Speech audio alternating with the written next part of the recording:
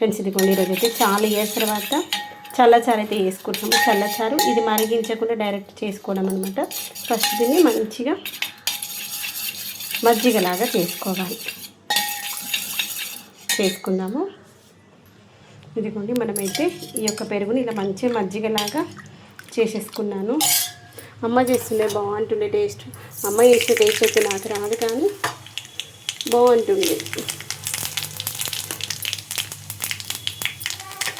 ఆవాలు జీలకర్ర వేసి అవి చిటపట్లు ఆడుతున్నప్పుడు పచ్చిమిరపకాయలు వేస్తున్నాను.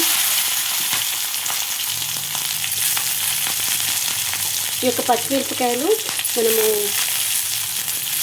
చాలా చేసిన పచ్చిమిరపకాయలు తింటే సూపర్గా ఉంటుంది వచ్చే టేస్ట్. అందుకే ఇక్కడ మంచిగా వేగనివ్వాలి. ఈ వేగడకు కొంచెం ఉప్పు వేసుకున్నాము. ఇదిగోండి కొంచెం ఉప్పు వేసుకుందాము. ఎక్కువ వేసామనుకోండి ఆ మిరపకాయలంతా ఉప్పుగా ఉంటుంది, తొందరగా వేగం. అందుకని కొంచెం వేసుకోవాలి. తర్వాత కొత్తిమీర కూడా దీంట్లో వేస్తున్నాను. కావాలంటే ఉప్పు కూడా వేసేసుకోవచ్చు. మనము కట్ చేసుకునేటువంటి ఉల్లిగడ్డలు కదా వీటిని ఇలా వేసేసుకుందాం.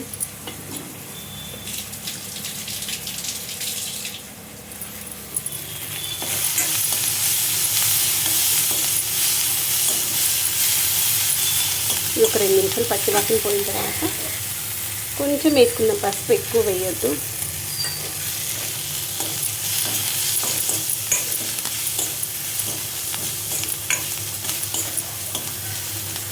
తర్వాత తాలింపు బంద్ చేసి దీంట్లోకి మార్చేసుకుందాం.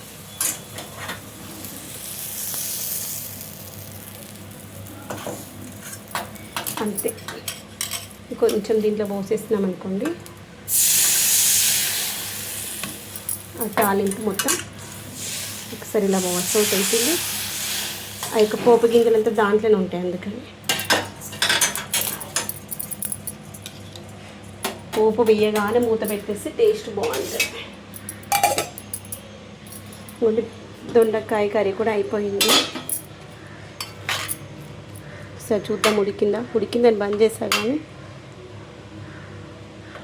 ఉడికిపోయింది.